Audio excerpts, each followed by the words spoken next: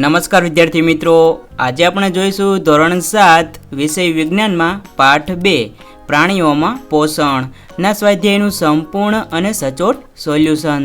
તો ચાલો શરૂ કરીએ. પ્રશ્ન નંબર 1, ખાલી જગ્યા પૂરો. ખાલી જગ્યા એ મનુષ્યમાં પોષણ માટેના મુખ્ય તબક્કા છે. તો તેમાં આવશે અંતઃગ્રહણ, પાચન, શોષણ, સ્વાંગીકરણ, મળોત્સર્જન. બી, ખાલી જગ્યા માનવ શરીરની સૌથી મોટી ગ્રંથિ છે. તો તેમાં આવશે યકૃત. સી, જઠર હાઇડ્રોક્લોરિક એસિડ અને ખાલી જગ્યા રસોનો સ્ત્રાવ કરે છે, જે ખોરાક પર કાર્ય કરે છે. તો તેમાં આવશે પાચક. ડી, નાના આંતરડાની અંદરની દિવાલમાં ઘણા આંગળી જેવા પ્રવર્ધો આવેલા છે, જેને ખાલી જગ્યા કહે છે. તો તેમાં આવશે રસાંકુરો. ઈ, અમીબા તેના ખોરાકનું પાચન ખાલી જગ્યામાં કરે છે. તો તેમાં આવશે અન્નધાની. પ્રશ્ન નંબર 2, સાચા વિધાન સામે ટી અને ખોટા વિધાન સામે એફ પર નિશાની કરો. એ, સ્ટાર્ચનું પાચન જઠરમાં શરૂ થાય છે. તો તેમાં આવશે એફ એટલે કે ફોલ્સ. બી, જીભ લાલ રસને ખોરાકમાં ભેળવવામાં મદદ કરે છે. તો તેમાં આવશે ટી એટલે કે ટ્રુ. સી, પિત્તાશય થોડા સમય માટે પિત્તરસનો સંગ્રહ કરે છે. તો તેમાં આવશે ટી એટલે કે ટ્રુ. ડી, વાગોળનાર પ્રાણીઓ ગળી ગયેલું ઘાસ મોંમાં પાછું લાવે છે અને થોડા સમય માટે ચાવે છે. તો તેમાં આવશે ટી એટલે કે ટ્રુ. પ્રશ્ન નંબર 3, સાચો વિકલ્પ પસંદ કરો. એ, ચરબીનું સંપૂર્ણ પાચન ખાલી જગ્યામાં થાય છે. તો નીચે તમને 4 ઓપ્શન આપેલા છે, તેમાંથી આવશે સી, નાના આંતરડામાં. બી, અપાચિત ખોરાકમાંથી પાણીનું શોષણ મુખ્યત્વે ખાલી જગ્યામાં થાય છે. તો તેમાં આવશે ડી, મોટા આંતરડામાં. પ્રશ્ન નંબર 4, કોલમ 1માં આપેલી વિગતોને કોલમ 2 સાથે જોડો. કોલમ 1માં ખોરાકના ઘટકો આપેલા છે, કોલમ 2માં પાચનની પેદાશો આપેલી છે. તો તેમાં જોઈએ તો કાર્બોદિત, તો તેમાં આવશે શર્કરા.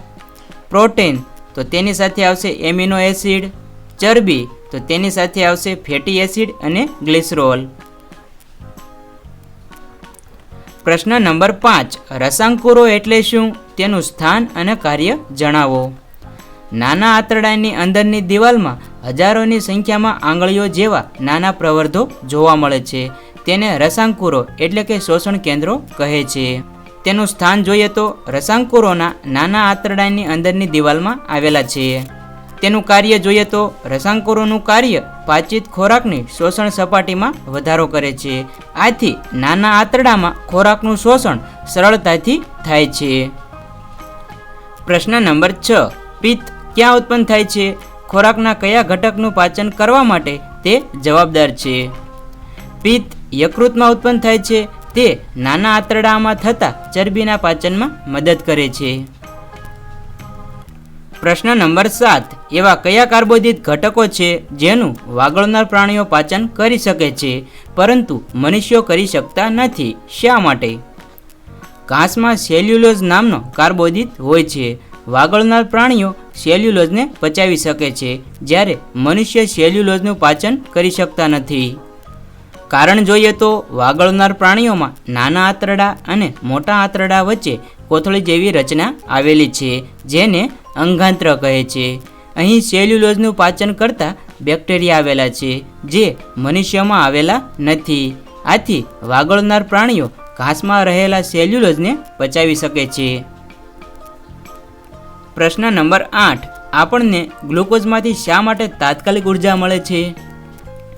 ગ્લુકોઝ કાર્બોદિતનું સરળ સ્વરૂપ છે. ગ્લુકોઝને ખોરાક તરીકે લેવાથી તેને પાચનના તબક્કામાંથી પસાર થવાની જરૂર નથી. તે સીધો જ રુધિરમાં શોષાઈ શકે તેવો પદાર્થ છે. ગ્લુકોઝ રુધિરમાં શોષાઈ શરીરના કોષોમાં ઓક્સિજન સાથે મંદ દહન પામી શક્તિ મુક્ત કરે છે. તેથી આપણને તાત્કાલિક ઉર્જા મળે છે.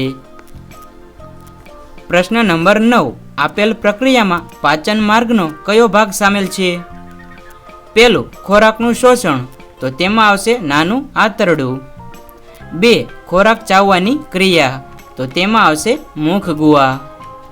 3. બેક્ટેરિયાને મારવાની ક્રિયા, તો તેમાં આવશે જઠર. 4. ખોરાકનું સંપૂર્ણ પાચન, તો તેમાં આવશે નાનું આંતરડું. 5. મળ નિર્માણ, તો તેમાં આવશે મોટું આંતરડું. પ્રશ્ન નંબર 10. અમીબા અને મનુષ્યના પોષણમાં એક સામ્યતા અને જુદાપણું સમજાવો. અમીબા અને મનુષ્યના પાચનમાં સામ્યતા. બંને ખોરાક ગ્રહણ કરે છે, પાચક રસો દ્વારા ખોરાકનું પાચન કરે છે, પચેલા ખોરાકનું શોષણ કરે છે અને અપાચિત ખોરાકને શરીરમાંથી નિકાલ કરે છે. અમીબા અને મનુષ્યના પાચનમાં જુદાપણું. અમીબા એક કોષી પ્રાણી છે. તેને મનુષ્યની જેમ સુવિકસિત અને જુદા જુદા પાચન અંગો ધરાવતું પાચન તંત્ર નથી. પ્રશ્ન નંબર 11. કોલમ 1માં આપેલી વિગતોને કોલમ 2 સાથે જોડો. A. લાળ ગ્રંથિ, તો તેમાં આવશે 3 લાળ રસનો સ્ત્રાવ. B. જઠર, તો તેમાં આવશે 4 એસિડનો સ્ત્રાવ. C.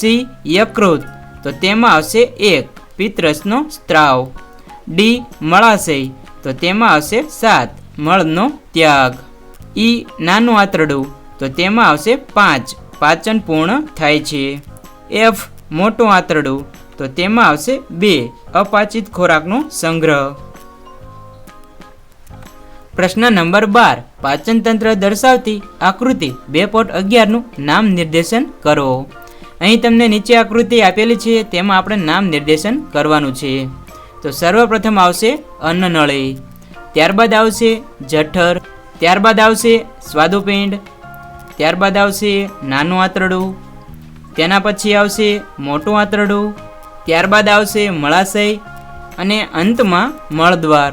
ત્યારબાદ ડાબી બાજુ જોઈએ તો આ છે યકૃત, ત્યારબાદ છે પિત્તાશય. આવી રીતે તમારે નામ નિર્દેશન કરવાનું છે. પ્રશ્ન નંબર 13. શું આપણે માત્ર કાચા પાંદડાવાળા શાકભાજી અથવા ઘાસ પર અસ્તિત્વ ટકાવી રાખી શકીએ છીએ? ચર્ચા કરો.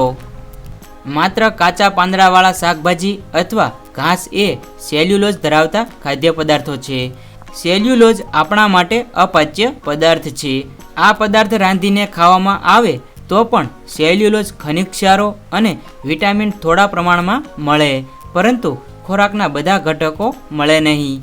કાર્બોદિત, ચરબી અને પ્રોટીન જેવા અગત્યના ઘટકો વગર અસ્તિત્વ ટકાવવું શક્ય નથી.